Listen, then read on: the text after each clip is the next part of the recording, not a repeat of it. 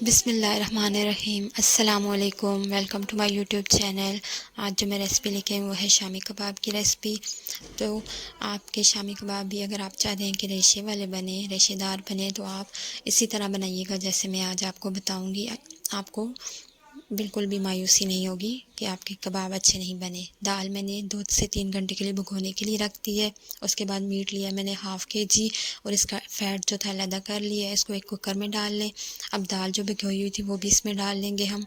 इसके बाद प्याज लिया मैंने 1 मीडियम साइज़ का, उसको छोटा छोटा काट लिया। मसाले आपकी स्क्रीन पे आ रहे हैं। सारे मसाले आपने इसी तादाद में डालने हैं जितने मैंने आपको यहाँ पे बता दिए हैं,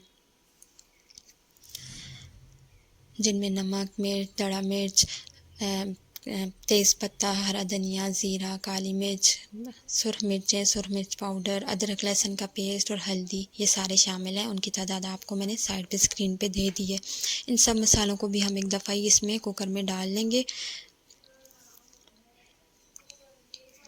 सारे मसाले ऐड करने के बाद फिर हम इसमें पानी डालेंगे और पानी का आपने ध्यान रखना कि पानी आपने ज़्यादा नहीं डालना। मैंने 2 गिलास पानी शामिल किया है क्योंकि हमारा जो कुकर है उसमें इतने पानी खुश्क हो जाता है इतना, तो आप उस लिहाज से पानी डालिएगा जितना आपका खुश्क हो जाए, बहुत ज़्यादा पानी वाला मसाला ना रहे। अगर आप पानी वाला ज़्यादा पानी रखेंगे तो बाद में आपको पानी खुश्क करना पड़ेगा। 2 गिलास पानी डालने के बाद मैंने कुकर लगा दिया है और आपने इसको इतना पकाना है जितनी देर में आपका गोश्त और जो दाल है वो गल जाए। दाल और गोश्त गलने के बाद मैंने इसको तकरीबन आधे घंटे के बाद उतार लिया था। हमारी दाल भी गल चुकी है और गोश्त भी। उसके बाद इसमें से मैंने खड़े मसाले निकाल लिए थे सारे, क्योंकि इनका सारा जो जायका था वो आ गया। अब हमें इनकी ज़रूरत नहीं है। मसालों को रिमूव कर दिया मैंने और इसको हमने पीस लिया है। इसके लिए पीसने के लिए आपने ग्राइंडर या जूसर कोई भी ऐसी चीज़ मशीन नहीं यूज़ करनी है। आपने देसी तरीके से इसको पीसना है। अगर आपके पास मैदानी है तो आप उसको भी पीस सकते हैं। इसको पीसने के बाद अच्छी तरह से इसमें एक अंडा शामिल कर लिया मैंने। इससे इसकी बाइंडिंग बहुत अच्छी हो जाती है। अंडा शामिल करने के बाद मैंने इसको हाथों को पानी से गीला करके बॉल्स बना के हमने इनको टिक्की बना लेनी है, कबाब की शक्ल दे लेनी है। इसी तरह मैं सारे कबाब रेडी कर लूँगी।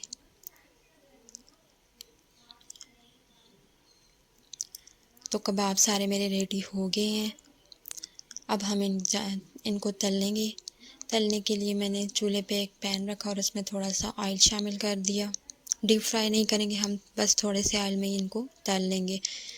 अब हम अपने जो कबाब हैं वो ऑयल में डाल लेंगे। ऑयल जब गर्म हो जाएगा तो, और इनको कलर आने तक एक तरफ से पकाएंगे।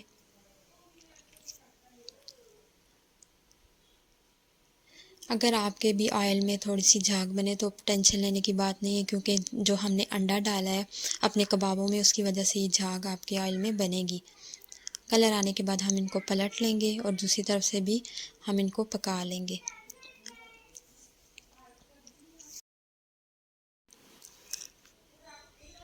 जब दूसरी तरफ से भी कलर आ जाएगा तो फिर हम इनको निकाल लेंगे। ज़्यादा ज़रूरत नहीं है इनको पकाने की, बस हमने कलर ही लाना है क्योंकि बाकी चीज़ें सारी ऑलरेडी पकी हुई हैं हमारी। तो आप भी इसको घर पे ट्राई कीजिएगा। उम्मीद है कि आपको ये रेसिपी अच्छी लगेगी। बहुत इजी रेसिपी है, एकदम से फटाफट तैयार होने वाली, और आप इसको रेडी करके फ्रीज़ भी कर सकते हैं लेटर यूज़ के लिए। उम्मीद करती हूँ आपको ये रेसिपी पसंद आई होगी। अगर आपको पसंद आए तो प्लीज़ मेरी वीडियो को लाइक कर दीजिएगा, और अगर आपने अभी तक मेरे चैनल को सब्सक्राइब नहीं किया तो मेरे चैनल को सब्सक्राइब करके बेल का आइकन प्रेस कर दीजिएगा, ताकि मेरी आने वाली हर वीडियो आपको सबसे पहले मिल सके। Thanks for watching. अल्लाह।